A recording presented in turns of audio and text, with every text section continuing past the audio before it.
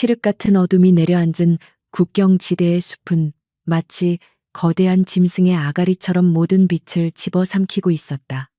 억수같이 쏟아지는 차가운 비는 며칠째 멈출 기미를 보이지 않았고 진흙탕으로 변해버린 산길은 한 걸음을 내딛는 것조차 고통스러운 형벌처럼 느껴지게 만들었다.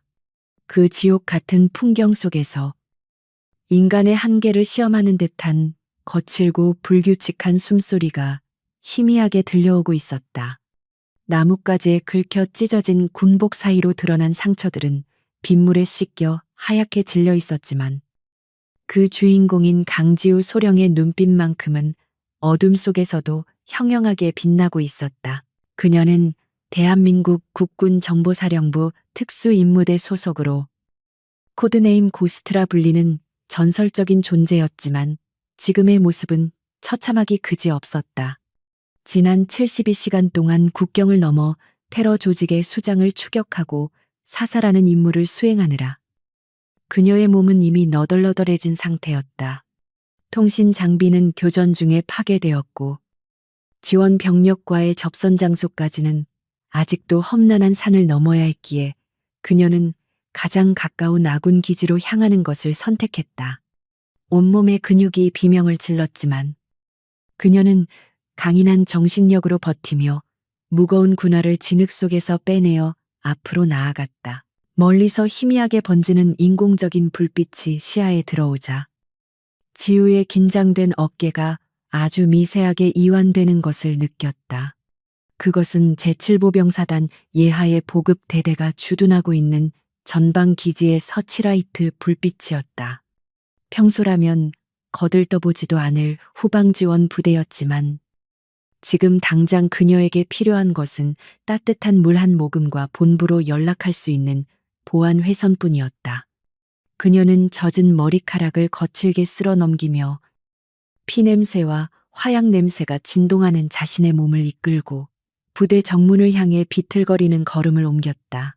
기지의 정문 앞에는 2명의 위병이 우위를 뒤집어 쓴 채 지루한 표정으로 경계를 서고 있었다. 쏟아지는 빗줄기 때문에 시야가 흐릿해진 그들은 숲에서 걸어 나오는 정체불명의 그림자를 뒤늦게 발견하고는 소스라치게 놀라 소총을 겨누었다. 흙투성이가 된 채 비틀거리는 사람의 형상은 아군이라기보다는 마치 숲 귀신이나 폐잔병처럼 보였기에 그들의 반응은 당연한 것이었다. 지우는 즉각적인 대응 사격을 피하기 위해 천천히 두 손을 들어 올리며 자신이 적의가 없음을 표시했지만 입술이 말라붙어 목소리가 제대로 나오지 않았다. 정지 움직이면 쏜다. 암구 위병 중 한 명이 떨리는 목소리로 외치며 총구를 지우의 가슴팍에 고정시켰다. 지우는 침착하게 숨을 고르며 자신의 신분을 밝히려고 했으나 보안 등급이 높은 작전 중에는 계급장과 인식표를 모두 제거하는 것이 원칙이었기에 그녀를 증명할 수 있는 것은 아무것도 없었다. 그녀는 쉰 목소리로 상황을 설명하려 했지만 빗소리에 묻혀 제대로 전달되지 않았다. 바로 그 순간 기지 안쪽에서 날카롭고 신경질적인 고함 소리가 들려오며 상황은 전혀 예상치 못한 방향으로 흐르기 시작했다. 도대체 이 밤중에 무슨 소란이야. 경계 근무 하나 똑바로 못 서고 웬 난리법석을 피우는 건가. 짜증 섞인 목소리의 주인공은 우산을 받쳐든 부관을 대동하고 나타난 박동인 중령이었다. 그는 이 보급 대대의 지휘관으로 깔끔하게 다려진 정복과 번쩍이는 전투화가 말해주듯 형식과 절차를 목숨보다 중요하게 여기는 전형적인 행정군인이었다. 그는 진흙탕이 튈까봐 조심스럽게 발을 내디디며 위병소 쪽으로 다가왔고 그의 얼굴에는 늦은 밤에 휴식을 방해받은 것에 대한 불쾌감이 역력히 드러나 있었다. 박중령은 위병들이 겨누고 있는 총구 끝을 따라 시선을 옮겼고 곧이어 빗속에 홀로 서 있는 강지우를 발견했다. 그의 미간이 찌푸려지며 노골적인 혐오감이 얼굴 전체로 번져나갔다. 그의 눈에 비친 지우는 영웅적인 특수요원이 아니라 그저 거짓골을 한 채 부대를 기웃거리는 수상한 여인에 불과했다. 찢어진 옷가지 사이로 드러난 창백한 피부와 헝클어진 머리카락. 그리고 무엇보다 군인이라고 하기에는 너무나 왜소하고 젊어 보이는 그녀의 외모가 박중령의 편협한 사고방식을 자극했다. 이건 또 뭐야? 어디서 굴러먹던 개뼈다귀가 신성한 군부대 앞을 얼쩡거리는 거야. 박중령은 지우의 앞을 가로막으며 코를 막는 신호를 했다. 악취가 난다는 듯한 그 모욕적인 제스처는 지우의 자존심을 건드리기 충분했지만 그녀는 무표정한 얼굴로 그를 응시할 뿐이었다. 지우는 상대방의 계급장을 확인하고는 관등 성명을 대려고 입을 열었지만 박중령은 그녀에게 말할 기회조차 주지 않았다. 그는 자신의 권위를 과시하고 싶은 욕망에 사로잡혀 있었고 눈앞의 이 초라한 존재는 그의 스트레스를 풀기에 아주 적당한 먹잇감이었다. 보아하니 나이도 어린 계집애 같은데 군복은 어디서 훔쳐 입은 거냐? 아니면 근처 마을에서 몸이나 팔다가 길이라도 잃은 거야. 박중령의 입에서 쏟아져 나온 말들은 귀를 의심케 할 정도로 저급하고 모욕적이었다. 주변에 있던 위병들과 부관조차 당황하여 서로의 눈치를 살폈지만 박중령은 멈추지 않았다. 그는 여자가 군복을 입고 있다는 사실 자체를 비웃으며 그녀가 겪었을 전장의 고통을 싸구려 유흥거리로 격화시켰다. 그것은 단순한 의심을 넘어선 여성 군인에 대한 뿌리 깊은 차별과 멸시가 담긴 폭언이었다. 강지우는 주먹을 꽉 쥐었다. 손톱이 손바닥을 파고드는 고통이 느껴졌지만 그녀는 감정을 억누르며 차가운 이성으로 상황을 판단했다. 지금 여기서 이 오만방자한 중령의 목을 꺾어버리는 것은 식은 죽 먹기보다 쉬운 일이었다. 하지만 그것은 군법 회의감이었고 자신의 정체를 노출시켜 작전 보안을 위반하는 행위였다. 그녀는 깊은 숨을 내쉬며 끓어오르는 분노를 가라앉혔다. 그녀가 침묵하자 박중령은 그것을 두려움이나 긍정의 표시로 받아들였는지 더욱 기고만장해져서 거만한 태도로 그녀에게 삿대질을 해대기 시작했다. 벙어리야 아니면 주제 파악이 돼서 할 말이 없는 거냐? 내 부대 앞에 이런 쓰레기가 서 있다는 것만으로도 구역질이 나는군. 박중령은 부관에게 손짓하며 위압적인 목소리로 명령했다. 당장 인연을 끌어내서 영창에 쳐넣어 신원조회에서 간첩인지 탈영병인지 아니면 그냥 미친년인지 낱낱이 밝혀내. 감히 내 구역을 더럽히다니. 아주 뼈저리게 후회하게 만들어주겠어. 그의 명령은 절대적이었고 그 누구도 이 일을 제기할 수 없는 분위기였다. 위병들이 주춤거하며 다가오자 지우는 그들을 향해 날카로운 시선을 보냈다. 그 순간적인 살기에 위병들은 흠칫 놀라 뒷걸음질 쳤다.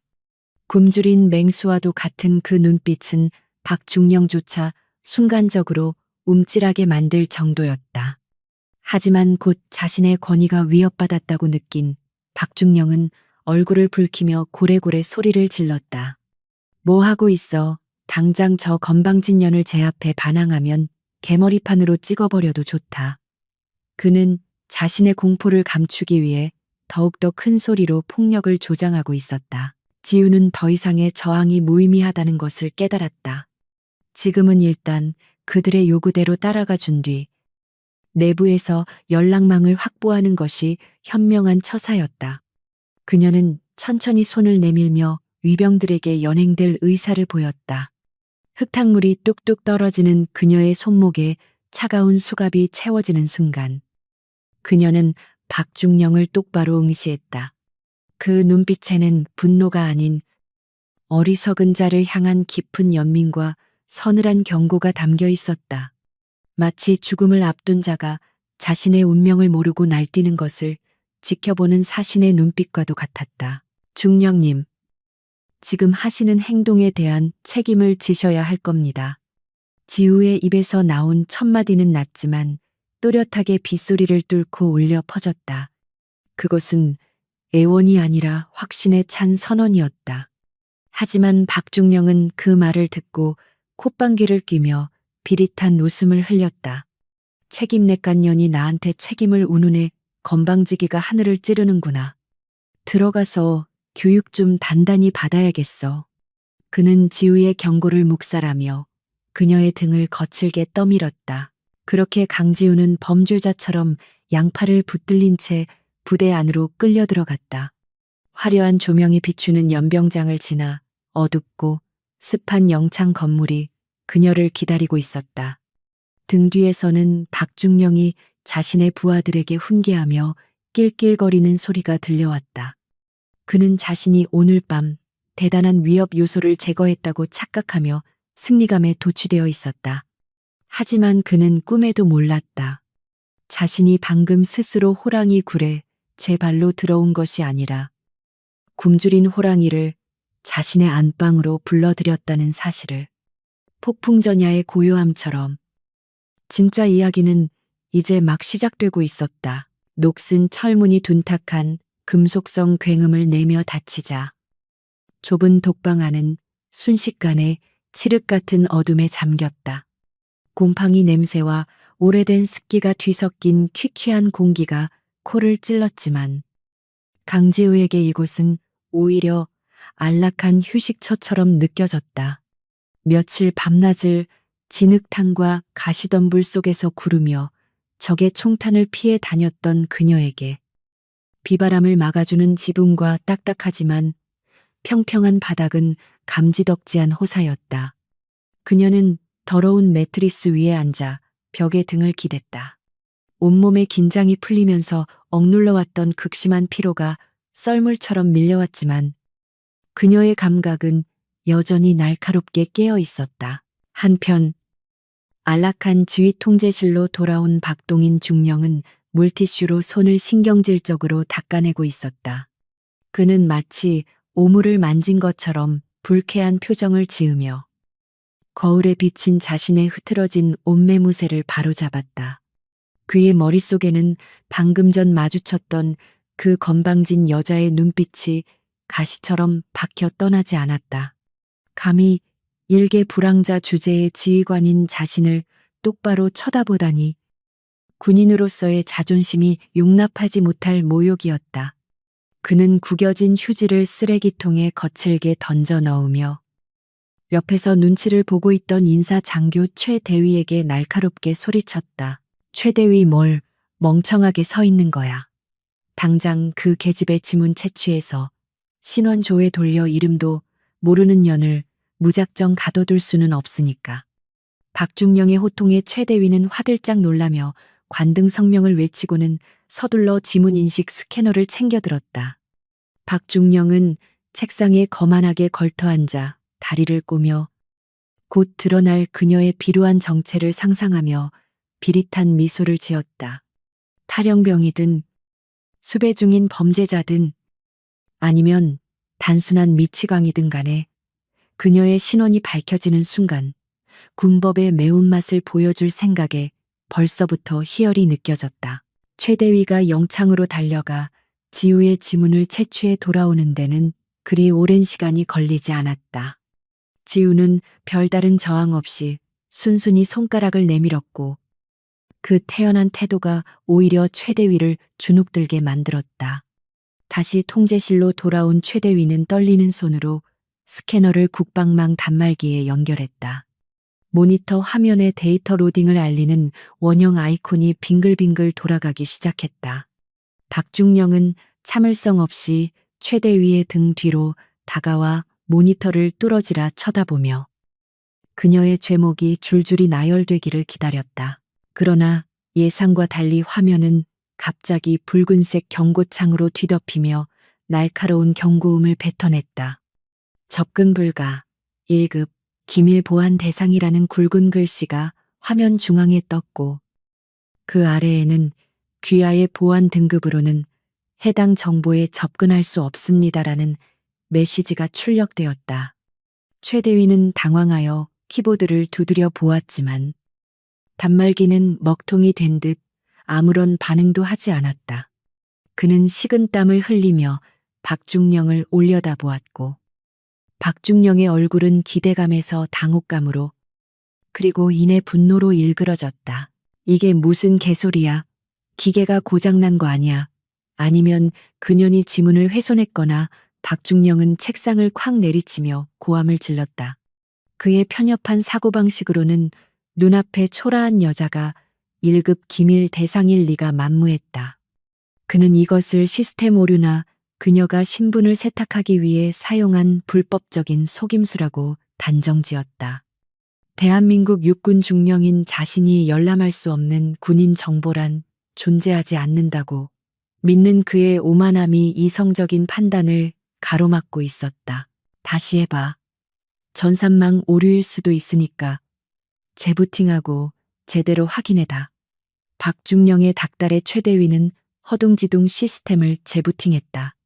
하지만 결과는 똑같았다. 이번에는 국군 방첩 사령부로 자동 통보됩니다. 라는 섬뜩한 문구까지 추가로 나타났다. 최대위는 겁을 집어먹고 박중령에게 조심스럽게 건의했다. 대대장님, 혹시 정말 특수 임무 수행 중인 요원이 아닐까요? 상급 부대에 보고해서 확인 절차를 거치는 게 좋을 것 같습니다. 그러나 그 합리적인 제안은 박중령의 화를 돋우는 기름이 되었다. 이 멍청한 자식아, 내 눈에는 적의 특수 요원으로 보이냐? 첩보 영화를 너무 많이 본 거 아니야. 박중령은 최대위의 정강이를 걷어차며 길길이 날뛰었다. 저런 꼴을 한 요원이 세상에 어디 있어. 분명히 위조 신분증이나 해킹 프로그램을 쓴 간첩이거나 사기꾼이야. 내가 직접 가서 그 건방진 입을 열게 만들어주지. 그는 자신의 판단이 틀렸을지도 모른다는 가능성을 인정하기 싫어서 더욱더 극단적인 결론으로 치달았다. 박중령은 씩씩거리며 다시 영창으로 발걸음을 옮겼다. 밖에는 빗줄기가 더욱 거세져 폭풍으로 변해 있었고 천둥 소리가 건물을 뒤흔들었다. 그는 젖은 군화를 끌며 영창 복도를 성큼성큼 걸어가 지우가 갇힌 사무실 철창 앞에 멈춰섰다. 안을 들여다보니 지우는 가부좌를 튼 자세로 눈을 감고 명상을 하고 있었다. 자신이 밖에서 난리를 피우는 동안 태평하게 잠이나 자고 있다는 사실에 박중령의 이성은 완전히 끊어지고 말았다. 야, 일어나. 네 정체가 뭐야? 어디서 감히 국방망을 조작해? 박중령이 쇠창살을 곤봉으로 내리치며 고래고래 소리를 질렀다. 쩌렁쩌렁한 소음이 좁은 복도를 울렸지만 지우는 미동조차 하지 않았다. 그녀는 깊은 호흡을 통해 손상된 근육을 이완시키고 뇌의 피로를 씻어내는 중이었다. 박중령과 같은 소인배의 고함 소리는 그녀에게 빗소리보다 못한 소음 공해에 불과했다. 그녀의 이런 무시하는 태도는 박중령의 열등감을 자극하는 가장 확실한 기폭제였다. 참다 못한 박중령이 열쇠 꾸러미를 꺼내 철문을 벌컥 열어젖히고 안으로 들이닥쳤다. 그는 지우의 멱살을 잡고 거칠게 흔들어 깨우려 했다. 그 순간 감겨있던 지우의 눈이 번쩍 뜨였다. 칠흑 같은 어둠 속에서도 그녀의 눈동자는 맹수의 그것처럼 섬뜩하게 빛나고 있었다. 박중령은 자신도 모르게 흠칫 놀라 뒷걸음질 쳤지만 곧 자신의 추태를 감추기 위해 더욱 과장된 몸짓으로 위협을 가했다. 내 말이 말 같지 않아. 네가 입을 다물고 있으면 내가 모를 줄 알고 간첩 혐의로 기무사에 넘기기 전에 여기서 뼈도 못 추리게 만들어줄 수 있어. 박중령은 침을 튀기며 협박했다. 하지만 지우는 담담한 목소리로 대답했다. 규정상 포로 혹은 구금자의 인권을 침해하는 신문은 금지되어 있습니다. 그리고 제 신원은 보안 등급 1급 이상 지휘관만이 열람 가능합니다. 중령님 권한 밖의 일입니다. 그녀의 논리 정연하고 차분한 반박은 박중령의 자존심에 기름을 부었다. 권한 네가 지금 나한테 권한을 따져 여기서는 내가 곧 법이고 규정이야. 박중령은 이성을 잃고 손을 들어 지우의 뺨을 올려붙이려 했다. 하지만 그의 손목은 허공에서 멈췄다. 지우가 눈에 보이지 않는 속도로 그의 손목을 낚아챈 것이었다. 강철 같은 악력에 박중령은 비명을 지를 뻔했지만 체면 때문에 억지로 참아냈다. 지우는 그의 손목을 천천히 하지만 확실하게 밀어내며 낮게 으르렁거렸다. 손 치우십시오. 군복을 입은 자로서의 마지막 품위는 지키시길 바랍니다. 박중령은 공포와 분노가 뒤섞인 얼굴로 자신의 손목을 움켜쥐고 물러났다. 그는 씩씩거리는 숨소리를 내며 독방을 빠져나갔고 철문을 쾅 소리가 나게 닫았다. 두고 보자. 네가 언제까지 그렇게 고개를 쳐들고 있을 수 있는지. 내일 아침이 되면 내 발로 기어서 살려달라고 빌게 만들어 주겠어. 그는 패배자의 으름장을 남기고 사라졌다. 복도에는 다시 정적이 찾아왔고 지우는 흐트러짐 없는 자세로 다시 눈을 감았다. 지휘통제실로 돌아온 박중령은 분을 사기지 못해 책상 위의 서류들을 쓸어버렸다. 최대위와 당직 사관들은 숨소리조차 내지 못하고 얼어붙어 있었다. 박중령은 위스키 병을 꺼내 병째로 들이키며 붉게 충혈된 눈으로 허공을 노려보았다. 그는 자신의 무능함과 열등감을 인정하는 대신 모든 원인을 강지우라는 외부의 적으로 돌리며 그녀를 파멸시킬 계획을 세우는데 골몰했다. 그것이 자신의 파멸을 앞당기는 길인지도 모른 채 말이다. 한편 최대위는 박중령이 술에 취해 돌아 떨어지기를 기다렸다가 몰래 다시 단말기 앞에 앉았다. 아까 보았던 경고 메시지가 계속 마음에 걸렸기 때문이다. 그는 떨리는 손으로 로그 기록을 확인하다가 찰나의 순간 스쳐 지나갔던 코드네임을 다시 발견했다. 고스트. 그 단어를 보는 순간 등골이 서늘해지는 한기가 느껴졌다. 군 생활을 오래 한 간부들 사이에서 도시 괴담처럼 떠도는 전설적인 이름. 존재하지만 존재하지 않는 최강의 인간 병기. 설마 그 전설이 저 냄새 나는 독방 안에 있다는 말인가. 최대위의 손은 걷잡을 수 없이 떨리기 시작했다. 빗줄기는 점점 더 거세져 기지 전체를 집어삼킬 듯이 퍼붓고 있었다. 끊어진 통신선들이 바람에 흩날리며 기괴한 소리를 냈고 숲속 어딘가에서는 불길한 그림자들이 움직이기 시작했다. 박중령의 오만과 편견이 만들어낸 균열은 점점 커지고 있었고 그 틈 사이로 감당할 수 없는 거대한 폭풍이 밀려오고 있었다. 이 작은 보급 기지의 운명은 이제 바람 앞에 등불처럼 위태로워지고 있었다. 강지우는 어둠 속에서 조용히 다가오는 그 폭풍의 기척을 느끼며 다가올 전투를 위해 마지막 힘을 비축하고 있었다. 최대위의 등줄기를 타고 식은땀이 비오듯 흘러내렸다. 모니터 화면에 선명하게 떠 있는 고스트라는 코드네임은 단순한 단어 이상의 공포를 내포하고 있었다. 그것은 군 내부에서도 극소수의 고위 간부들 사이에서만 암암리에 회자되는 존재 자체가 기밀인 인간 병기를 지칭하는 말이었다. 그는 떨리는 손으로 마우스를 쥐고 화면을 끄려 했지만 이미 전송된 로그 기록은 되돌릴 수 없었다. 만약 저 독방에 갇혀 있는 여자가 진짜 고스트라면 지금 박중령이 저지르고 있는 짓은 단순히 실수 수준을 넘어선 반역 행위에 가까운 미친 짓이었다. 최대위는 마른 침을 삼키며 흔들리는 눈동자로 굳게 닫힌 서무가 문을 바라보았다. 그는 잠시 갈등했다. 지금이라도 술에 취해 잠든 박중령을 깨워 이 사실을 보고해야 할까. 하지만 박중령의 성격상 자신의 보고를 믿기는커녕 술주정을 부리며 오히려 자신을 질책할 것이 뻔했다. 그렇다고 이대로 입을 다물고 있다가 나중에 사태가 터지면 방관한 죄로 자신까지 연대 책임을 지게 될 것이다. 최 대위는 결단을 내려야만 했다. 그는 자신의 군 생활, 아니 목숨을 걸고 확인 절차를 거치기로 마음먹었다. 그는 조심스럽게 수화기를 들어 사관학교 동기이자 현재 상급 부대인 사단 지휘 통제실에서 근무 중인 친구에게 연락을 취했다. 김대위. 나야. 늦은 시간에 미안하다. 지금 보안 회선으로 통화 가능해. 최대위의 목소리는 형편없이 떨리고 있었다. 수화기 너머의 김대위는 친구의 심상치 않은 목소리에 즉각적으로 반응했다. 무슨 일이야? 목소리가 왜 그래? 보급 대대에 무슨 사고라도 났어.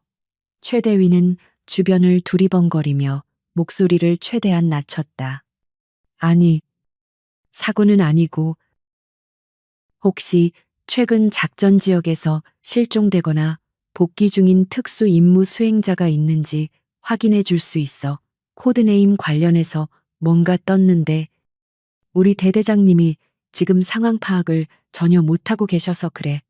한편 서울에 위치한 대한민국 국군 특수전사령부 지하 벙커 상황실은 팽팽한 긴장감에 휩싸여 있었다.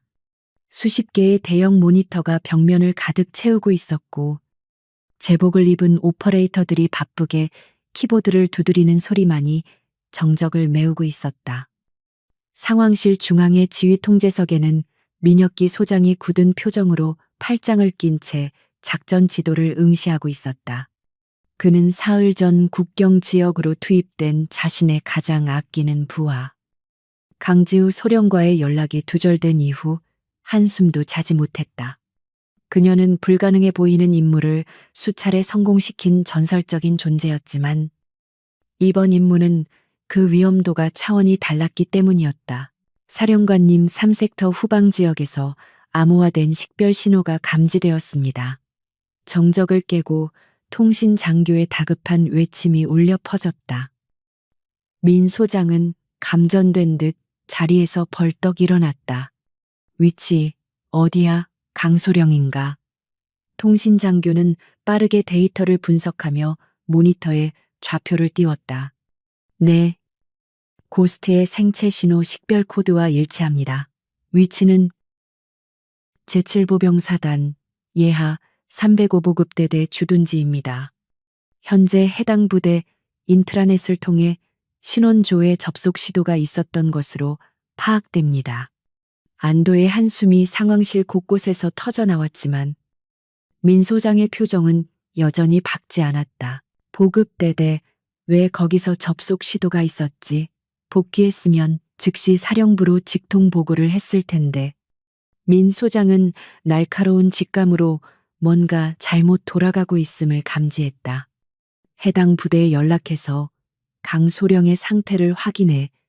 그리고 왜 즉각적인 보고가 없었는지 알아봐. 통신 장교가 지시를 수행하려는 찰나 정보 분석관이 당혹스러운 표정으로 보고를 덧붙였다. 사령관님, 추가 정보가 들어왔습니다. 해당 부대 행정망 로그를 해킹해 본 결과 강소령이 현재 신원 미상 침입자 및 간첩 혐의로 구금 상태인 것으로 보입니다. 순간 상황실 내의 공기가 얼어붙었다. 민 소장의 얼굴이 불그락푸르락해지더니 이내 무서운 기세로 일그러졌다. 뭐라고? 구금 대한민국 최고의 영웅을 목숨 걸고 임무를 완수하고 돌아온 군인을 후방의 보급부대가 간첩 취급을 해서 가뒀다는 건가?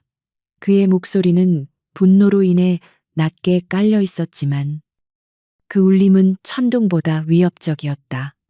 주변의 참모들은 사령관의 폭발하는 분노에 숨조차 크게 쉬지 못했다. 민 소장은 주먹으로 책상을 콱 내려치며 고함을 질렀다. 당장 헬기 띄워. 내가 직접 간다. 그리고 감찰부와 법무관들도 전원 소집해 다시 보급 부대의 영창. 새벽이 밝아오고 있었지만 지하 감방은 여전히 어둡고 차가웠다. 강지우는 차가운 바닥에 앉아 자신의 몸 상태를 점검했다. 발목의 염전은 조금 가라앉았지만 갈비뼈 쪽의 통증은 여전했다. 그러나 육체적 고통보다 그녀를 힘들게 하는 것은 배고픔과 갈증이었다. 박중령은 그녀를 가둔 이후 물 한 모금조차 주지 않았다. 이는 명백한 인권 유린이자 제네바 협약 위반이었지만 그녀는 불평하지 않았다. 그녀는 적지에서 이보다 더한 상황도 숱하게 겪어왔다. 그녀의 머릿속은 오직 하나. 이 총극이 언제쯤 끝날지에 대한 계산뿐이었다. 그때 철문 밖에서 둔탁한 군화 발자국 소리가 들려왔다. 술이 덜 깬 듯 비틀거리는 발걸음의 주인공은 박동인 중령이었다. 그는 숙취로 인한 두통에 시달리며 짜증이 머리끝까지 난 상태였다. 지난밤 자신의 권위에 도전했던 그 괘씸한 여자가 밤새 공포에 떨며 반성하고 있을 거라 기대하며 그는 음흉한 미소를 지으며 다가왔다. 그는 손에 들고 있던 찬물이 든 양동이를 철창 사이로 거침없이 쏟아부었다. 차가운 물벼락을 맞은 지우는 미동도 하지 않고 천천히 고개를 들어 그를 올려다보았다. 어때 밤새 정신 좀 차렸나? 박중령은 젖은 생쥐꼴이 된 지우를 보며 낄낄거렸다. 네가 아무리 패척해봤자 내 손바닥 아니야. 이제라도 네가 어디서 굴러먹던 년인지 바른대로 불면 따뜻한 밥이라도 한 끼 줄 의향이 있는데 말이야. 그는 마치 자비를 베푸는 왕이라도 된 양거만하게 굴었다. 하지만 지우의 눈빛은 여전히 흔들림이 없었다. 그녀는 젖은 머리카락 사이로 드러난 눈동자로 박중령을 쏘아보며 마치 벌레를 보는 듯한 경멸을 담아 침묵으로 일관했다. 지우의 무반응은 박중령의 가학적인 본능을 더욱 자극했다. 그는 열쇠로 철문을 따고 안으로 들어가 지우의 턱을 거칠게 움켜쥐었다. 이 독한 년, 끝까지 해보자. 이거지 좋아. 네가 이기나 내가 이기나 한번 해보자고. 오늘 아침 조회 시간에 널 연병장에 세워놓고 전 대대원 앞에서 망신을 줄 테다. 거짓골을 하고 부대에 잠입하려던 창녀라고 소개하면 아주 볼만하겠어. 박중령의 입에서 나오는 말들은 인간으로서의 품격을 완전히 상실한 쓰레기 같은 언사들이었다. 지우는 박중령의 손을 뿌리치지 않았다. 지금 그를 제압하는 것은 1초도 걸리지 않겠지만 그녀는 더 큰 그림을 보고 있었다. 이제 곧 상부에서 그녀의 위치를 파악하고 움직일 시간이었다. 그녀가 여기서 무력을 행사하면 나중에 박중령이 난동을 부리는 거동 수상자를 제압했다는 식으로 변명할 구실을 주게 된다. 그녀는 박중령이 스스로 파멸의 구덩이를 더 깊이 파도록 내버려 두기로 했다. 후회하실 겁니다. 중령님, 돌이킬 수 없는 실수를 하고 계십니다. 지우가 낮게 읊조렸다. 실수하웃기고 자빠졌네. 내 사전에 실수란 없어. 나는 육군사관학교 출신의 엘리트야. 너 같은 근본 없는 것들이랑은 차원이 다르다고 박중령은 열등감에 사로잡혀 고래고래 소리를 질렀다. 그는 자신의 출신 성분을 들먹이며 억지로 우월감을 느끼려 애썼다. 사실 그는 동기들 중에서 진급이 가장 늦어 후방보급 부대로 밀려난 신세였지만 그 사실을 인정하기 싫어 더욱더 권위적인 태도로 아랫사람들을 짓밟는 것으로 자존심을 채우고 있었다. 그리고 지금 눈앞에 이 여자는 그의 비뚤어진 자아를 만족시키기에 가장 완벽한 희생양이었다. 같은 시각 서울공항의 활주로에는 거대한 검은색 그림자들이 굉음을 내며 떠오르고 있었다. 특수전사령부 소속의 UH-60 블랙호크 헬기 세대가 편대를 이루어 북쪽 하늘을 향해 기수를 돌렸다. 선두 헬기에는 완전 무장한 최정예 특수부대원들이 탑승하고 있었고 그들의 표정은 마치 적진 한복판으로 강습을 나가는 전사들처럼 비장했다. 그들 중에는 민혁기 소장도 포함되어 있었다. 그는 헤드셋을 통해 조종사에게 명령을 내렸다. 최대 속력으로 이동한다.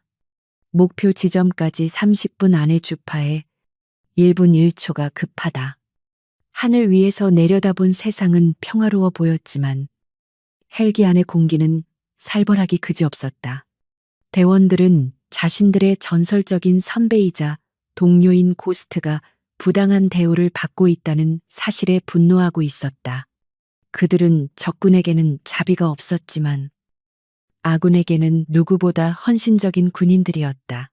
그런 그들에게 아군의 탈을 쓴 무능한 지휘관이 영웅을 능욕했다는 사실은 용서받지 못할 죄악이었다. 그들은 각자의 무기를 점검하며 곧 마주칠 보급 부대원들에게 진짜 군인이 무엇인지 보여줄 준비를 하고 있었다. 다시 305 보급대대.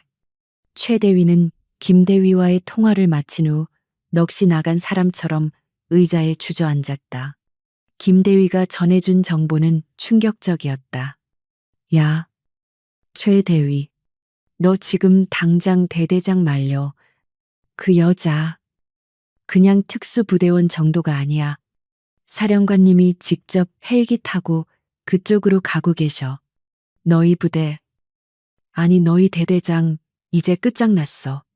친구의 다급한 경고가 귓가에 맴돌았다. 최대위는 떨리는 다리를 억지로 일으켜 세웠다. 지금이라도 박중령을 막지 않으면 이 부대 전체가 공중분해될지도 모른다는 위기감이 그를 덮쳤다.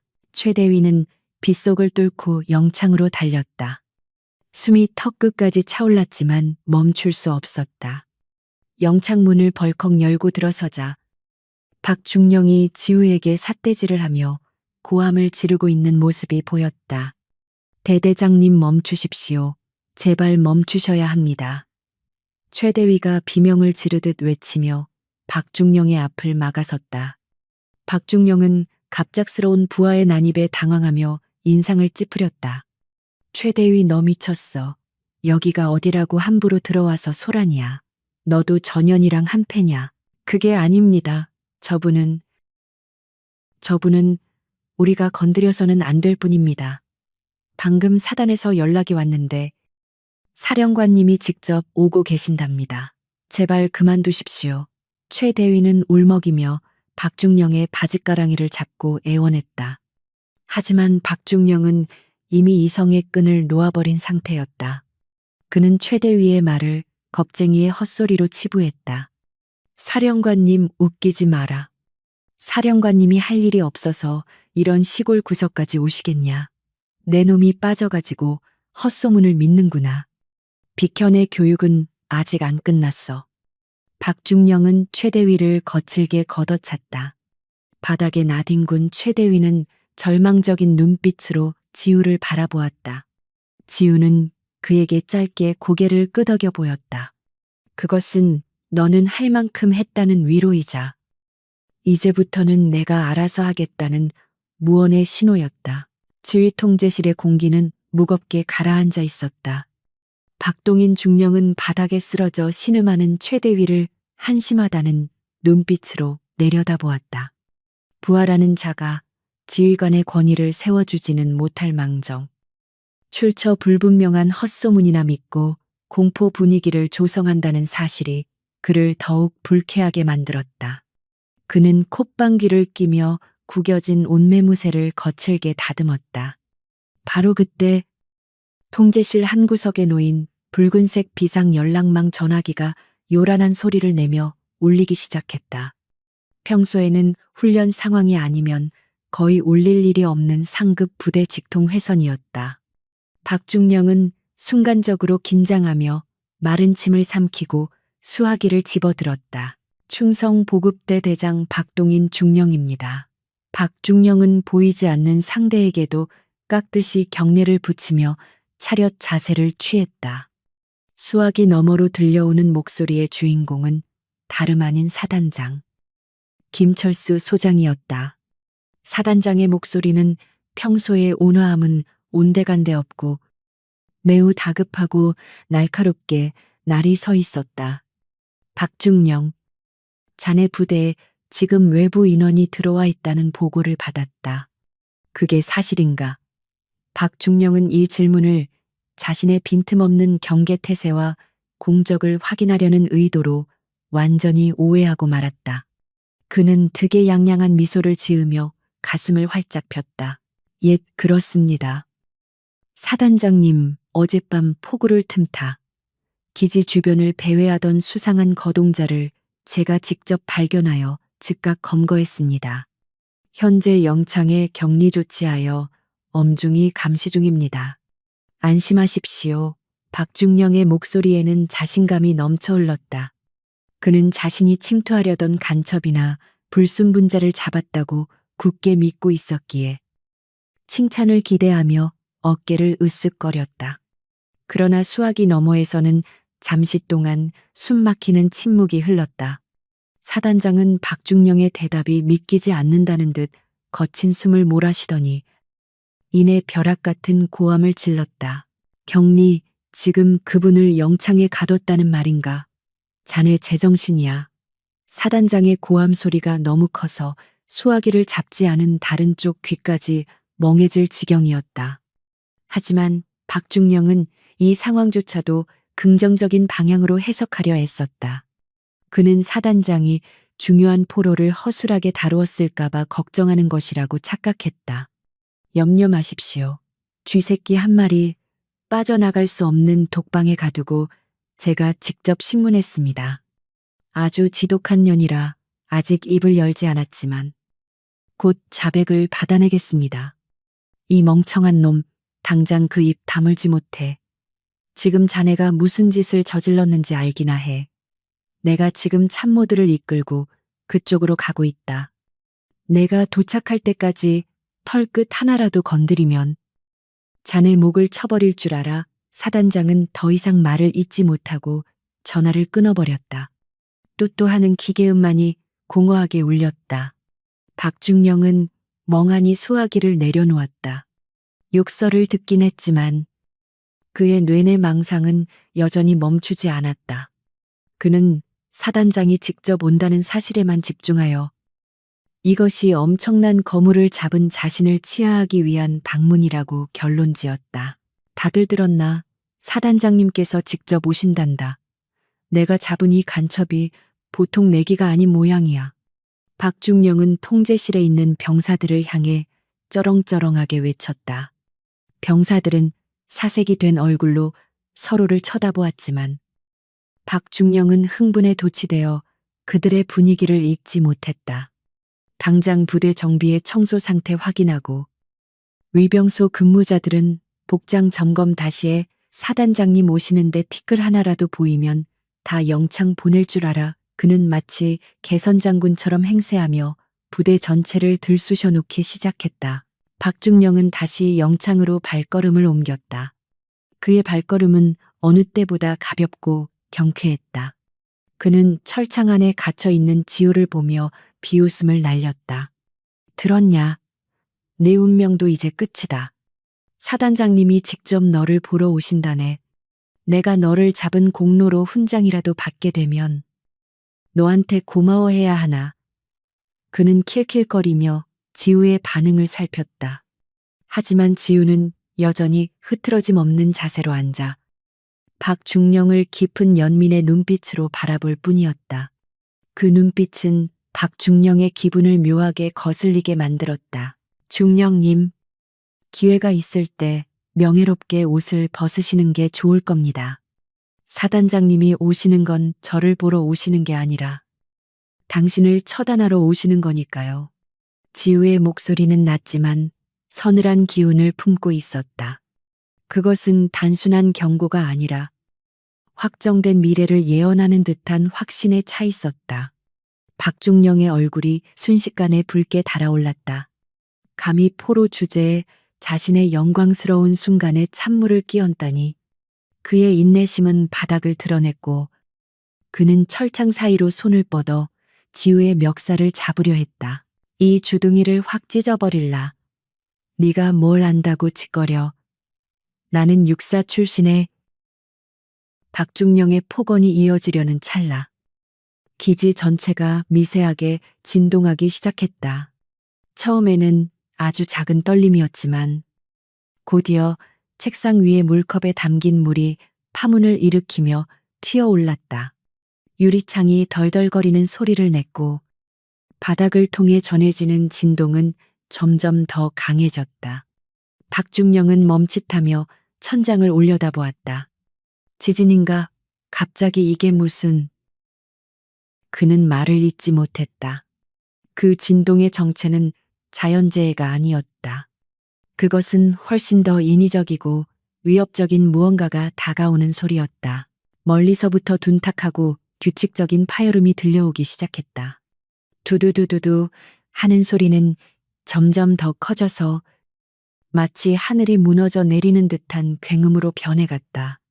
그것은 한 대의 헬기 소리가 아니었다.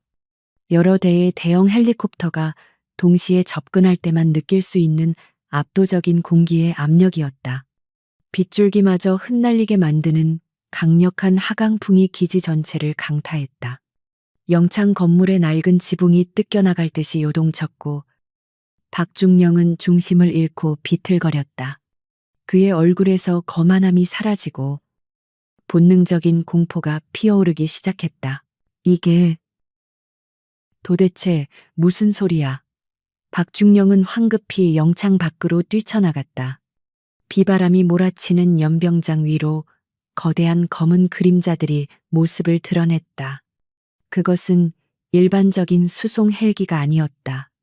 육중한 장갑과 무장으로 무장한 대한민국 국군이 보유한 가장 강력한 기동 헬기인 UH-60 블랙호크 편대였다.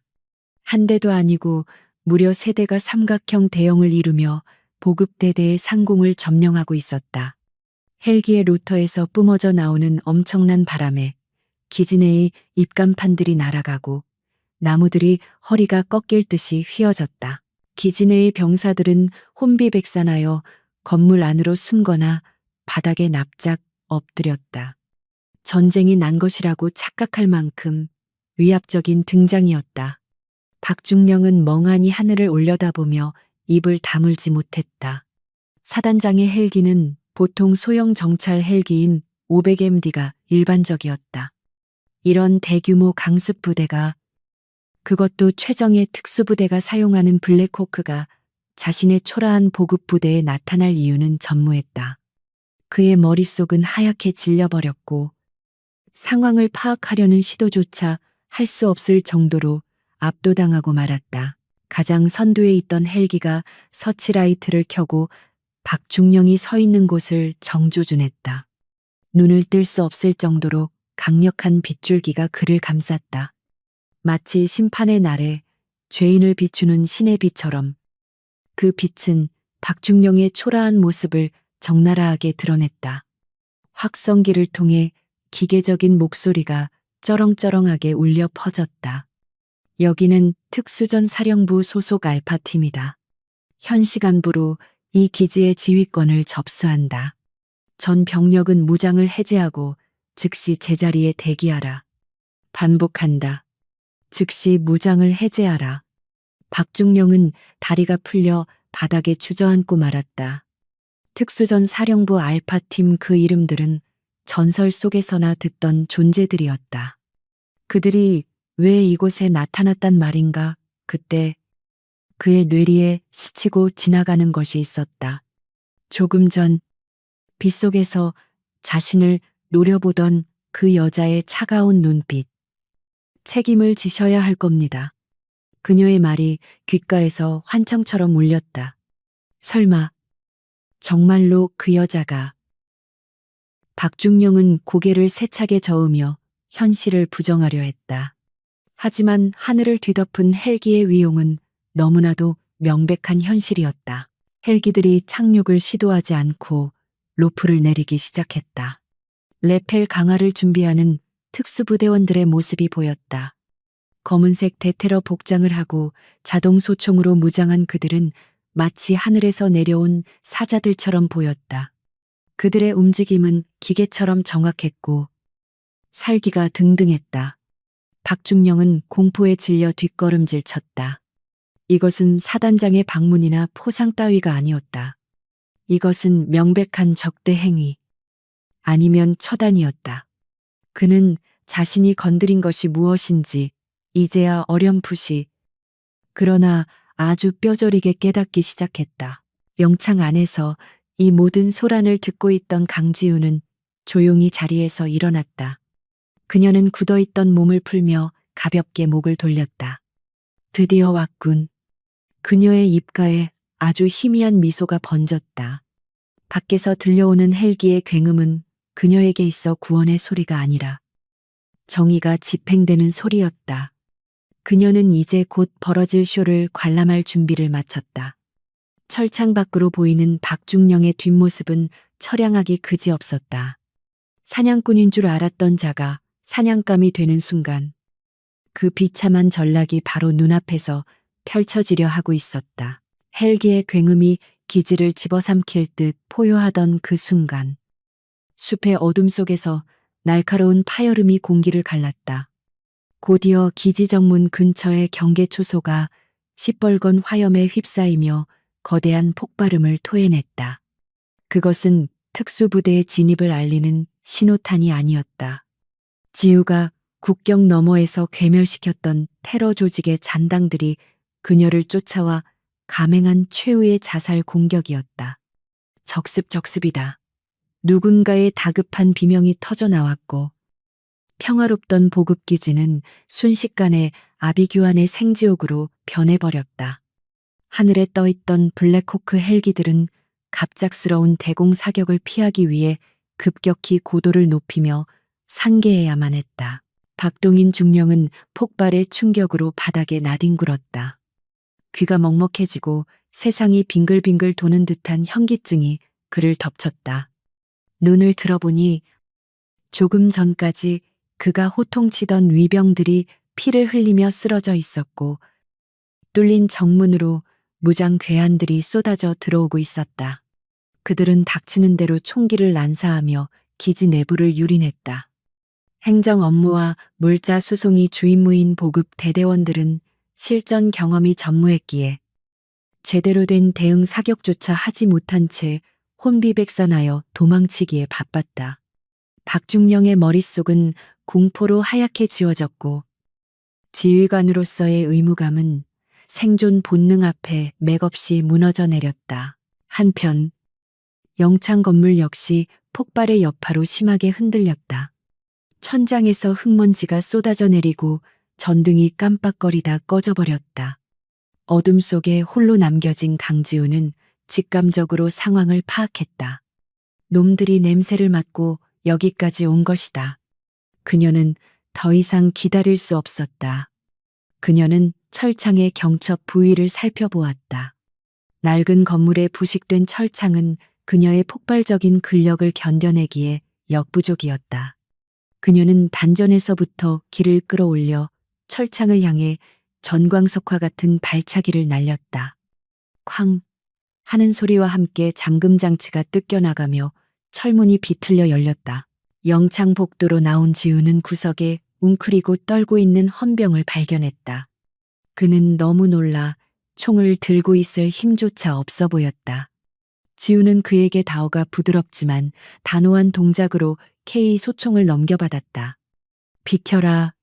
살고 싶으면 구석에 처박혀 있어. 그녀의 목소리는 차가웠지만 그 속에는 헌병을 안심시키는 묘한 힘이 있었다. 그녀는 능숙한 솜씨로 놀이새를 후퇴 고정하고 탄창을 확인했다. 익숙한 금속의 감촉이 손끝에 전해지자 그녀의 눈빛은 완전히 달라졌다. 학대받던 포로의 모습은 사라지고 전장을 지배하는 고스트가 깨어난 것이다. 밖으로 나온 지우의 눈앞에 펼쳐진 광경은 처참했다. 연병장은 불길에 휩싸였고 적들은 무방비 상태의 병사들을 학살하고 있었다. 지우는 지체 없이 방아쇠를 당겼다. 탕탕탕 단발 사격 3발이 정확하게 적들의 머리를 꿰뚫었다. 선두에서 달리던 괴한 셋이 헌집단처럼 쓰러졌다. 갑작스러운 반격에 당황한 적들이 지우 쪽으로 총구를 돌렸다.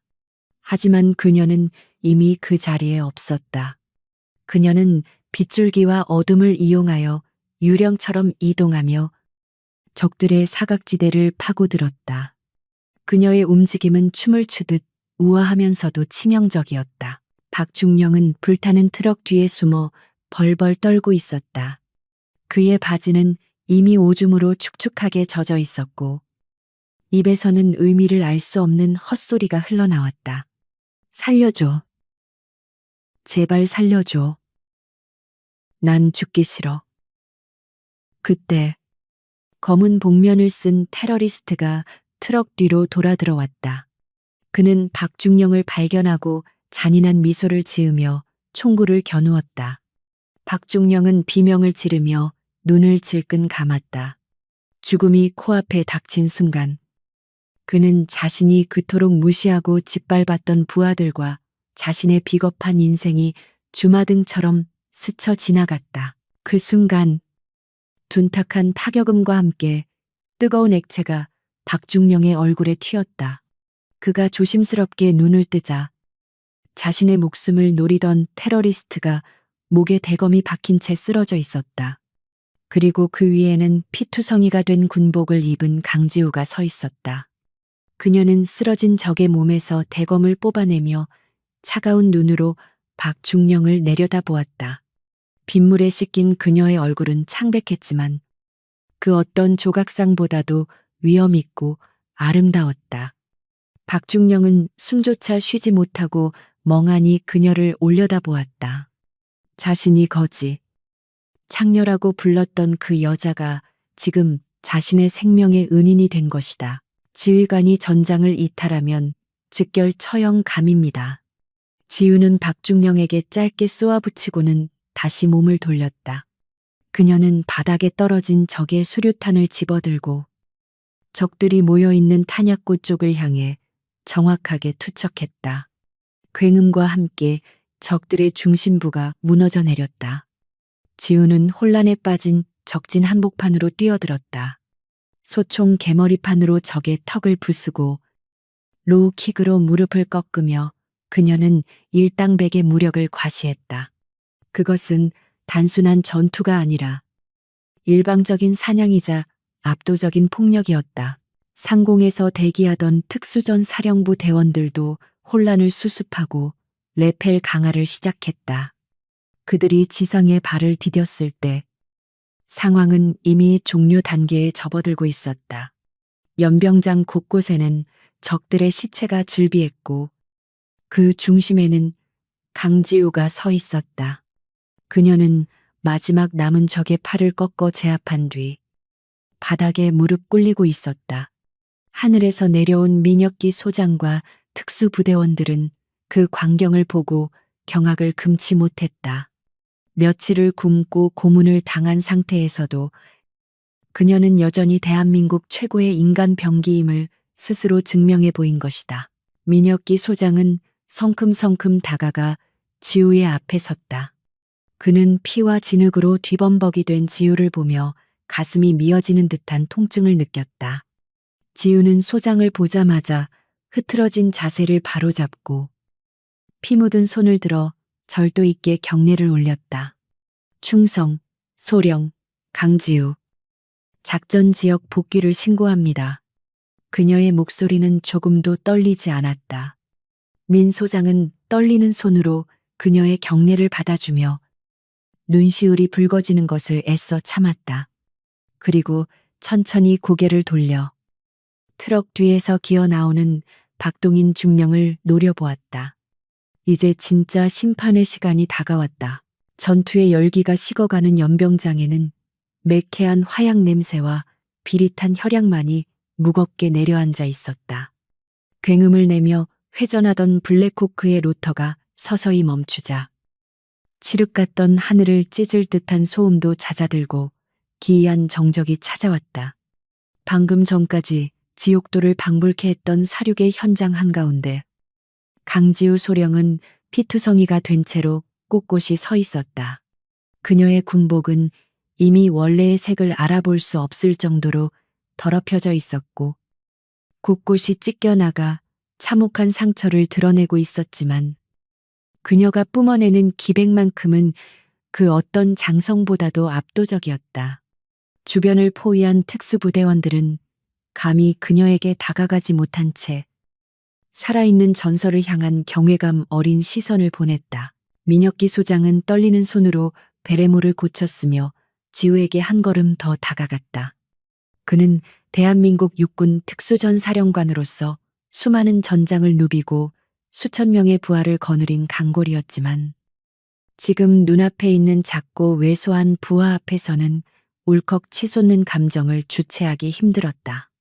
지우는 사령관의 눈빛을 피하지 않고 담담하게 바라보았다. 그녀의 눈동자는 깊은 심연처럼 고요했지만 그 안에는 극한의 고통을 견뎌낸 자만이 가질 수 있는 단단한 빛이 서려 있었다. 민 소장은 천천히 손을 들어 올려 지우의 어깨에 묻은 흙먼지를 털어내 주었다. 그것은 상관으로서의 격려가 아니라 아버지와 같은 애틋함이 담긴 손길이었다. 자네, 정말 무사한 건가 보고를 받고 내 심장이 멈추는 줄 알았다. 민 소장의 목소리는 가늘게 떨리고 있었다. 그는 지우의 뺨에 난 붉은 생채기와 손목에 선명하게 남아있는 수갑 자국을 발견하고는 치밀어 오르는 분노에 입술을 깨물었다. 적에게 당한 상처라면 명예로운 훈장이 되겠지만 아군에게 당한 이 치욕적인 흔적들은 그의 가슴을 후벼 팠다. 지우는 옅은 미소를 지으며 고개를 저었다. 걱정 끼쳐드려 죄송합니다. 사령관님, 임무는 완수했습니다. 타깃은 제거했고 데이터는 안전하게 회수하여 제 머릿속에 담았습니다. 그녀는 자신의 안위보다 임무의 완수를 먼저 보고하는 천상 군인이었다. 그때 트럭 뒤에 숨어있던 박동인 중령이 비틀거리며 기어 나왔다. 그는 상황 파악이 전혀 되지 않은 상태에서 사령관이 나타났다는 사실 하나에만 매달려 있었다. 그는 자신의 옷매무새를 추스를 생각도 못하고 넋이 나간 표정으로 민 소장에게 달려와 허둥지둥 경례를 올렸다. 충성 사단장님. 아니, 사령관님 제가 이 기지를 사수했습니다. 저 간첩들이 기습해왔지만 제 지휘 하에 그는 뻔뻔하게도 지우의 공적을 가로채고 자신의 무능함을 덮으려 했다. 그의 눈은 공포와 탐욕으로 뒤섞여 기괴하게 번들거리고 있었다. 민 소장은 천천히 고개를 돌려 박중령을 내려다보았다.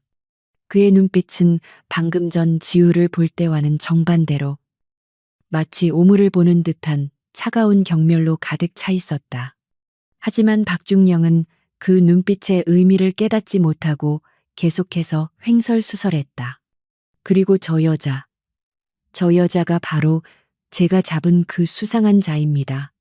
아까 보셨지 않습니까? 아주 흉폭하고 위험한 인물입니다. 제가 영창에 가둬뒀는데 탈출해서 난동을 부리는 바람에 박중령은 손가락으로 지우를 가리키며 고래고래 소리를 질렀다.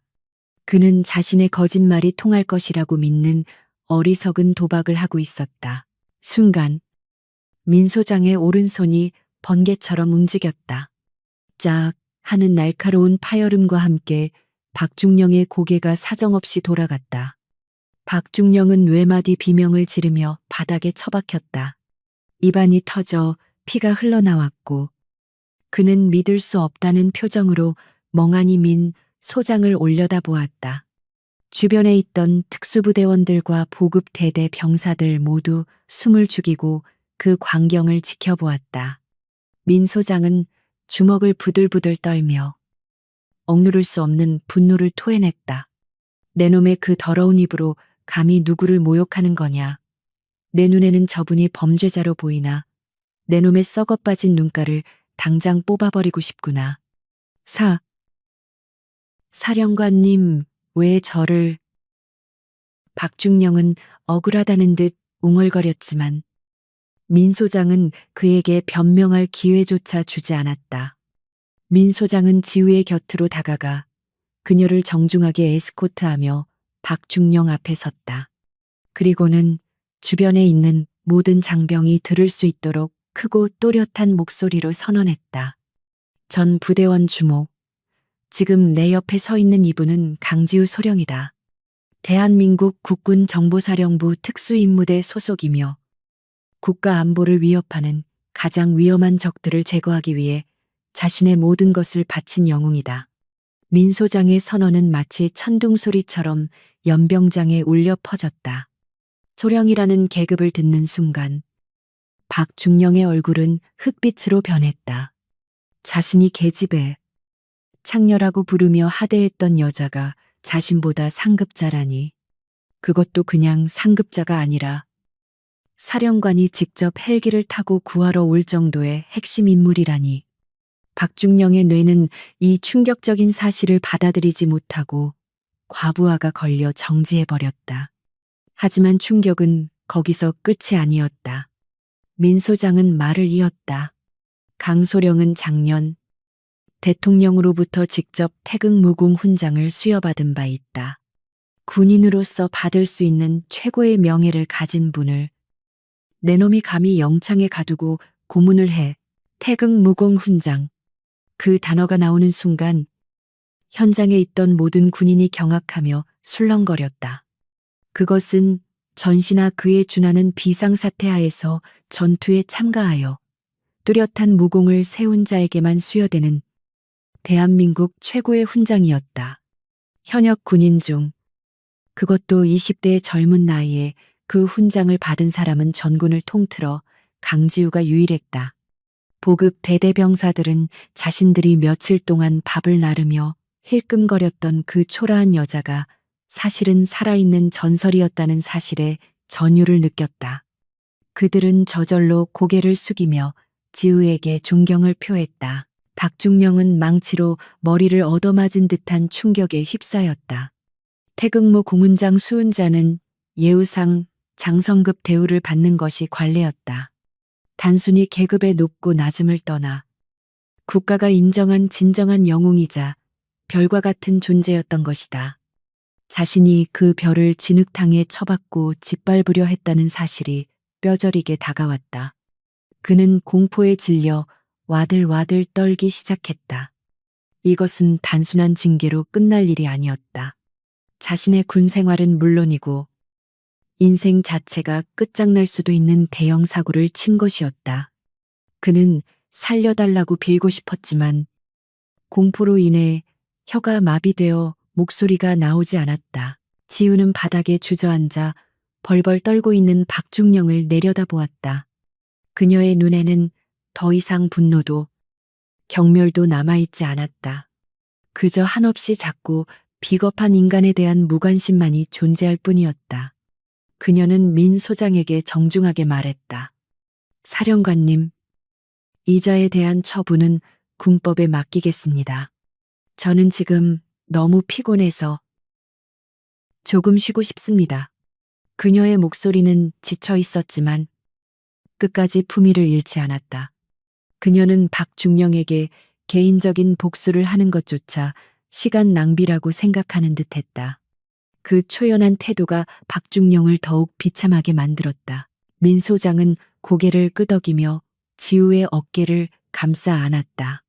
그래, 고생 많았다. 정말 고생 많았어. 의무팀 당장 이리 와서 강소령을 모셔라. 헬기로 후송 준비해 민 소장의 불호령에 대기하고 있던 군의관과 의무병들이 들 것을 들고 달려왔다. 그들은 지우를 마치 깨지기 쉬운 유리 인형처럼 조심스럽게 다루었다. 지우가 들 것에 눕자 주변을 둘러싸고 있던 특수부대원들이 일제히 거수경례를 붙였다. 필승 우렁찬 함성이 밤하늘을 갈랐다. 그것은 지휘관에 대한 의례적인 경례가 아니라 진정한 영웅에 대한 마음 깊은 곳에서 우러나오는 존경의 표시였다. 들것에 실려가는 지우의 시야에 밤하늘이 들어왔다. 비구름이 거친 하늘에는 수많은 별이 보석처럼 반짝이고 있었다. 그녀는 자신이 흘린 피와 땀이 헛되지 않았음을 느끼며 안도했다. 반면 진흙탕 속에 버려진 박중령은 그 별들을 볼 자격조차 없었다. 그는 헌병들에게 양팔을 붙들려 질질 끌려갔다. 그의 어깨에 달려있던 중령 계급장은 진흙이 잔뜩 묻어 빛을 잃었고 초라하기 그지없었다. 진짜 별은 하늘에 그리고 들것 위에 있었고 가짜 별은 땅바닥에 떨어져 짓밟히고 있었다. 그때 현장에 도착한 법무장교가 박중령 앞을 가로막았다. 그는 차가운 표정으로 서류를 펼쳐들고 박중령에게 사형 선고와도 같은 통보를 시작했다. 박동인 중령, 귀관을 직권남용, 가혹행위, 작전 중 근무 태만, 그리고 1급 기밀 누설 혐의로 긴급 체포합니다. 현 시간부로 귀관의 모든 지휘권은 박탈되며 계급장은 압수됩니다. 법무장교는 박중령의 군복에서 계급장을 거칠게 뜯어냈다. 드드득하는 소리와 함께 박중령의 자존심이자 인생의 전부였던 계급장이 떨어져 나갔다. 박중령은 계급장이 뜯겨나간 자리를 손으로 감싸 쥐며 오열했다. 안 돼. 이건 꿈이야. 내가 어떻게 여기까지 왔는데. 한 번만 봐주십시오, 사령관님, 제발. 한 번만. 그는 멀어져가는 민 소장의 등을 향해 절규했지만 아무도 그를 돌아보지 않았다. 그의 비명은 헬기의 엔진 소리에 묻혀 사라졌다. 주변의 병사들은 끌려가는 대대장을 보며 통쾌함보다는 씁쓸함을 느꼈다. 권력에 취해 괴물이 되어버린 한 군인의 말로는 너무나도 비참하고 허무했다. 헬기에 탑승한 지우는 창밖을 내다보았다. 엉망이 된 보급기지가 점점 작아지고 있었다. 그녀의 옆에 앉은 민 소장은 보온병에 담긴 따뜻한 차를 건넸다. 마셔라. 몸 좀 녹이고. 본부 병원에 도착하면 최고의 의료진이 대기하고 있을 거야. 지우는 떨리는 손으로 컵을 받아들고 한 모금 마셨다. 따뜻한 온기가 식도를 타고 내려가자 긴장이 풀리며 참아왔던 눈물이 핑 돌았다. 감사합니다. 사령관님, 그녀는 작게 속삭였다. 그것은 생명을 구해준 것에 대한 감사이자 자신의 가치를 알아봐 준 것에 대한 고마움이었다. 민 소장은 지우의 손을 꽉 잡아주었다. 아니, 내가 고맙다. 살아 돌아와줘서 고맙고 대한민국 군인으로서의 자존심을 지켜줘서 고맙다. 너는 나의 자랑이자 우리 군의 보물이다. 그의 진심 어린 말에 지우는 고개를 숙이고 눈물을 흘렸다. 지난 며칠간 겪었던 모멸감과 고통이 씻은 듯이 사라지는 기분이었다. 그녀는 자신이 왜 이 힘든 길을 걷고 있는지, 무엇을 지키기 위해 싸우는지 다시 한번 깨달았다. 그녀는 단순히 명령에 따르는 기계가 아니라 신념을 가진 인간이자 군인이었다. 헬기는 어둠을 뚫고 서울을 향해 날아갔다. 동쪽 하늘이 서서히 밝아오며 여명이 트고 있었다. 붉게 타오르는 태양은 새로운 하루의 시작을 알리고 있었고 동시에 강지우의 군 생활에도 새로운 장이 열리고 있음을 암시했다. 그녀가 겪은 시련은 그녀를 더욱 단단하게 만들었고 그녀의 빛나는 별은 앞으로 더욱 찬란하게 빛날 것이다. 반면 어둠 속에 남겨진 박중령에게는 영원히 끝나지 않을 긴 밤이 기다리고 있었다. 권선징악, 그 오래된 진리가 명확하게 증명된 밤이었다. 하지만 이야기는 아직 끝나지 않았다. 박중령의 몰락은 시작일 뿐, 이 사건은 군 전체에 거대한 파장을 불러올 것이다. 지우가 가져온 데이터에는 단순한 테러 조직의 정보 이상의 무언가가 담겨 있었고, 그것은 군 내부의 또 다른 어둠을 가리키고 있었다. 지우는 눈을 감으며 다가올 폭풍을 예감했다. 몸은 상처투성이었지만 그녀의 정신은 그 어느 때보다 맑고 날카로웠다. 휴식은 짧을 것이다. 그녀는 알고 있었다. 그림자가 짙을수록 빛은 더 밝게 빛난다는 것을. 그리고 그녀는 기꺼이 그 빛이 되어 어둠을 가를 준비가 되어 있었다. 군사법원의 공기는 마치 얼음장처럼 차갑고 무거웠다. 서울 용산구에 위치한 고등군사법원 제1심판정에는 수많은 방청객과 취재진이 몰려들어 발 디딜 틈조차 없었다. 이례적으로 언론에 일부 공개된 이번 재판은 전방부대 지휘관의 갑질과 기밀 누설, 그리고 국가적 영웅에 대한 가혹 행위라는 자극적인 소재로 인해 전 국민적인 공분을 사고 있었다. 피고인석에 앉아있는 박동인 전 중령은 더 이상 예전에 위풍당 당하던 지휘관의 모습이 아니었다. 계급장이 뜯겨나간 헐렁한 수의를 입은 그는 며칠 사이에 10년은 늙어버린 듯 초라하고 왜소해 보였다. 그는 고개를 푹 숙인 채 쏟아지는 카메라 플래시 세례를 피해 몸을 움츠리고 있었다. 재판장석에 앉은 재판장은 엄숙한 표정으로 판결문을 읽어 내려가기 시작했다. 그의 목소리는 확성기를 타고 법정 전체에 또렷하게 울려 퍼졌다. 피고인 박동인은 대대장이라는 지위를 악용하여 부하들에게 상습적인 폭언과 가혹 행위를 일삼았으며 특히 작전 중 복귀한 상급 지휘관인 피해자를 불법 구금하고 고문하여 국가 안보에 심각한 위협을 초래했다. 재판장의 한마디 한마디가 박동인의 가슴에 비수처럼 꽂혔다. 그는 자신의 변호인이 선처를 호소할 때마다 희망의 끈을 놓지 않으려 했지만 재판장의 단호한 어조는 그 모든 기대를 산산조각 내고 있었다. 또한 피고인은 자신의 과오를 덮기 위해 허위 보고를 하고 적의 습격 상황에서 지휘권을 포기하고 도주를 시도하는 등 군인으로서 도저히 용납될 수 없는 비겁한 행태를 보였다. 방청석 곳곳에서 야유와 탄식이 터져나왔다. 특히 방청석 앞줄에 앉아있는 305 보급대대 병사들은 자신들을 버리고 도망치려 했던 옛 지휘관을 향해 싸늘한 눈빛을 보내고 있었다. 박동인은 그들의 시선을 느꼈지만 감히 고개를 들어 마주볼 용기가 없었다. 그는 자신이 쌓아 올린 모든 명예와 권력이 모래성처럼 무너져 내리는 것을 뼈저리게 실감하고 있었다. 이에 본 재판부는 피고인 박동인에게 징역 15년을 선고하며 군 형법에 의거하여 불명예 제대를 명령한다. 징역 15년.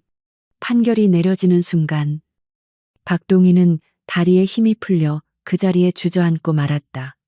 그의 입에서 짐승의 울음소리 같은 비명이 터져 나왔다. 안 됩니다. 제발 살려주십시오. 저는 단지 규정대로 하려고 했을 뿐입니다. 헌병들이 달려들어 그를 일으켜 세웠지만 그는 바닥에 매달려 질질 끌려나가며 추태를 부렸다. 그 마지막 모습은 지휘관으로서의 품위는커녕 인간으로서의 최소한의 존엄성마저 상실한 비참한 최후였다. 한편 같은 시각 국군 수도병원 VIP 병동의 분위기는 법정과는 대조적으로 평화롭고 고요했다.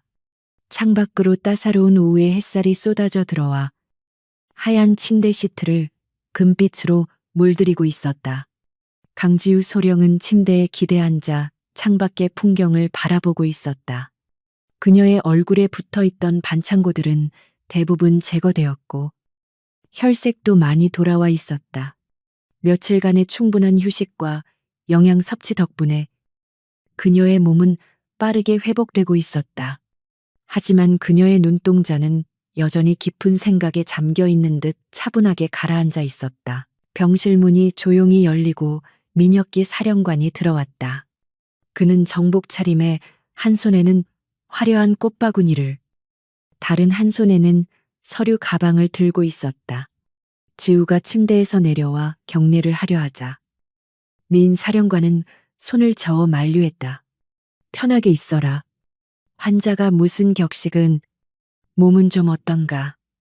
그는 침대 옆 의자에 앉으며 온화한 미소를 지었다. 지우는 다시 침대에 앉으며 가볍게 목례했다. 덕분에 많이 좋아졌습니다. 내일이면 퇴원해도 될 것 같습니다. 그녀의 목소리에는 힘이 실려 있었다. 방금 재판 결과가 나왔다. 박동인은 징역 15형을 선고받았어.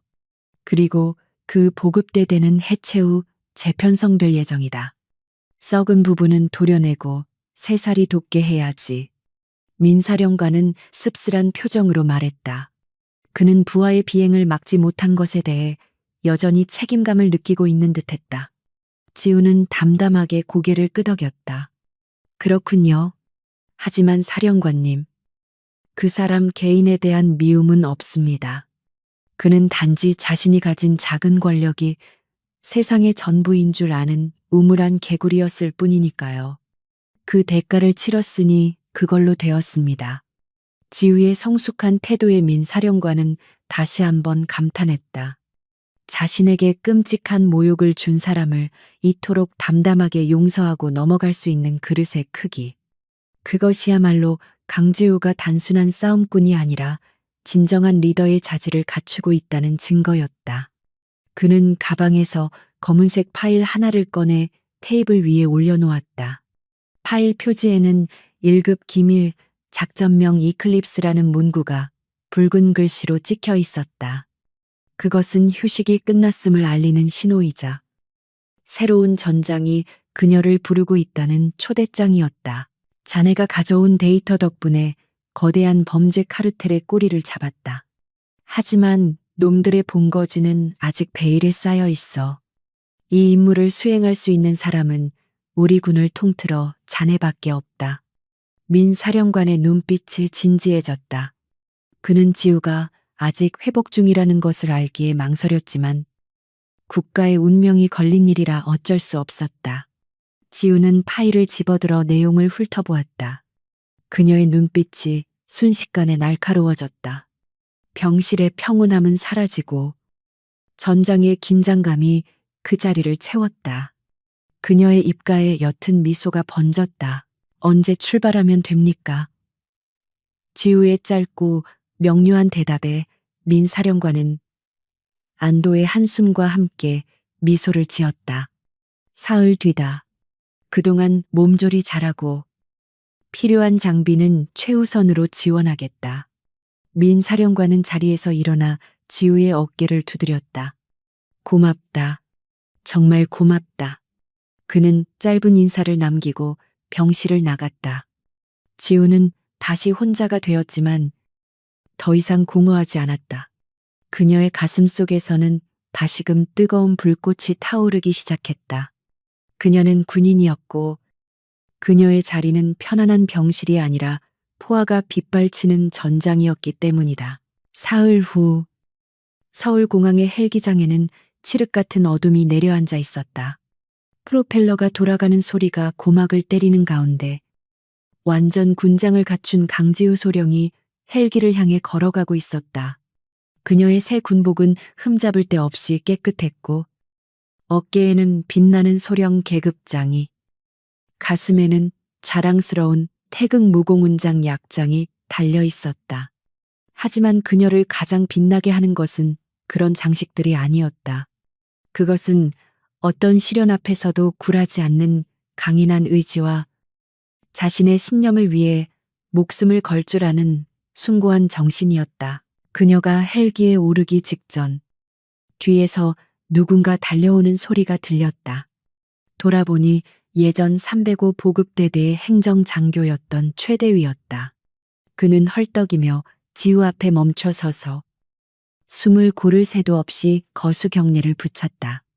충성강 소령님 떠나신다는 소식을 듣고 인사드리러 왔습니다. 그는 진심 어린 존경을 담아 그녀를 바라보았다. 그때 저를 그리고 우리 부대원들을 구해주셔서 감사합니다. 소령님 덕분에 진짜 군인이 무엇인지 깨달았습니다. 부끄럽지 않은 장교가 되겠습니다. 최대위의 눈시울이 붉어져 있었다. 지우는 최대위를 바라보며 따뜻하게 미소 지었다. 그녀는 알고 있었다.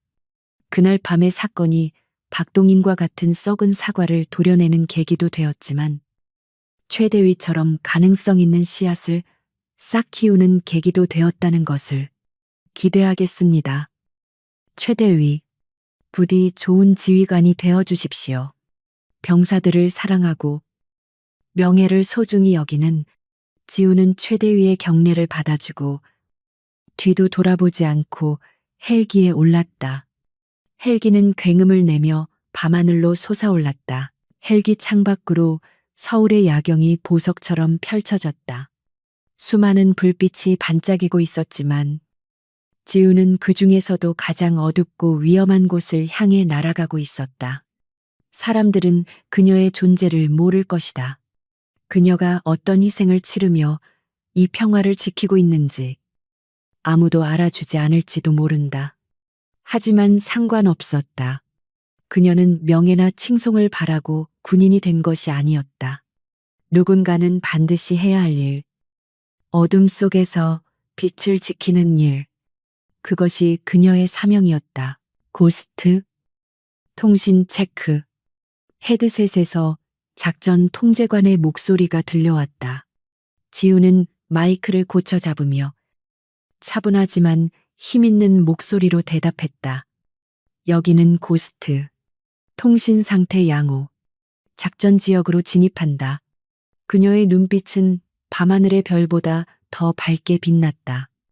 진정한 별은 거칠애나 계급장이 아니라 그 사람의 영혼 속에 있다는 것을 증명하듯이 이야기는 여기서 끝이 아니다. 세상 어딘가에 불의가 존재하고 위협이 도사리는 한 강지우의 전쟁은 계속될 것이다. 그리고 언젠가 또 다른 오만한 자가 나타나 그녀를 얕잡아 본다면 그는 곧 깨닫게 될 것이다. 가장 치명적인 무기는 가장 조용한 곳에 숨겨져 있으며 진정한 영웅은 결코 자신을 드러내지 않는다는 사실을. 헬기는 어둠 속으로 사라졌지만 그 궤적은 새벽을 여는 유성처럼 긴 여운을 남겼다. 에필로그 몇 달 후, 교도소 면회실.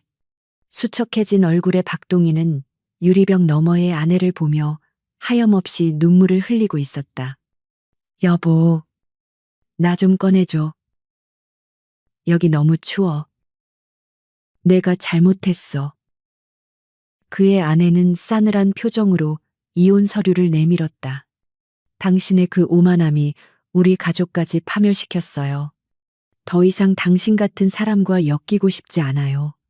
아내가 떠나고 홀로 남겨진 박동희는 자신의 얼굴을 감싸 쥐었다. 텅 빈 면회실에 TV 뉴스가 흘러나오고 있었다.